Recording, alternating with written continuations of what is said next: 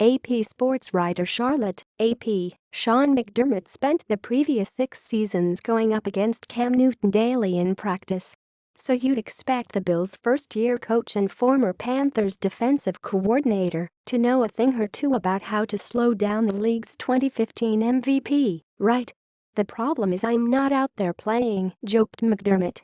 McDermott, now the head coach in Buffalo, has spent the week relaying the Panthers' strengths and weaknesses to his players as the Bills prepare to head to Charlotte in a game some are calling Carolina versus Carolina North. When McDermott took a promotion in Buffalo earlier this offseason, a parade of former Panthers followed. The Bills hired longtime Panthers front office executive Brandon Beane as their new general manager. They signed former Panthers All-Pro fullback Mike Tolbert, quarterback Joe Webb and wide receiver Philly Brown too, although Brown has since been released. They even struck a trade with the Panthers. McDermott said he wanted guys with the right DNA to help build his team in Buffalo.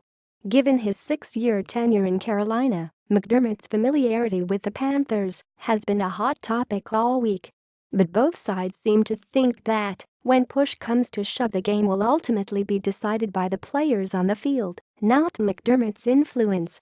Newton said the Panthers can't deviate much from their game plan and should try to use their familiarity with McDermott's play-calling tendencies to their advantage on both sides of the football. "Yes, he knows us. Yes, we know him," Panthers safety Kurt Coleman said. "But it's going to come down to guys just beating the guy across from them. When you know each other that well, you have to whoop a man." Things up. Watch on Sunday. When the Panthers host the Bills' D-line rotation, the Bills are learning about McDermott's defensive line rotation, which includes almost equal playing time for starters and backups. Defensive tackle Marcel Darius only played 34 snaps against the Jets, but said he likes the rotation. "It takes a little getting used to, but at the same time we all feel fresh," Darius said. "We're ready for the fourth quarter. The other thing is, we'll be ready later on in the season." The real McCoy, the Bills led the NFL in rushing each of the past 2 seasons and are off to another great start.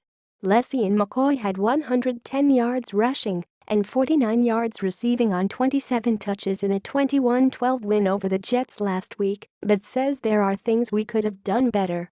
McDermott insists he's going to use the 29-year-old McCoy as often as he needs to put Buffalo in a position to win. Tolbert is spelling McCoy as the primary backup after Jonathan Williams was among the final cuts. That gives Buffalo a combination of shiftiness in McCoy and straight-ahead power in Tolbert. They'll be tested by a stout Carolina front seven that includes 3-time All-Pro middle linebacker Luke Kuechly. The Panthers limited the 49ers to 51 yards rushing last week in a one-sided matchup. Spreading it around, Panthers wide receiver Kelvin Benjamin and tight end Greg Olsen combined for just 3 catches last week, a number that should improve dramatically as the season goes along. Newton said there was a time in his career where he would worry about his receivers getting enough touches. But not anymore. "Years past I've had that approach. But now I leave that solely up to the play caller," Newton said. "When that play call is called, it's up for me to go wherever the defense dictates the ball to go." More WR packages. Rookie running back Christian McCaffrey was an active member of the offense, lining up at a number of different positions on offense and recording 85 yards on 18 touches.